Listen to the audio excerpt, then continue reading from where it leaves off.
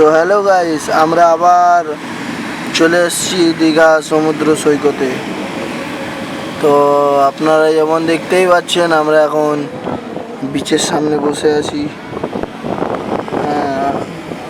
প্রচুর হাওয়া, মানে এখানে বসলে একটা আলাদাই শান্তি।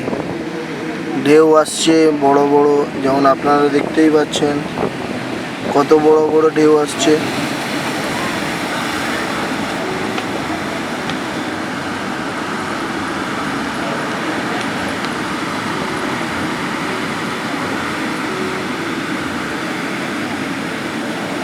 যেমন দেখতেই পাচ্ছেন, আমরা আছি এখন ঢেউ সাগরের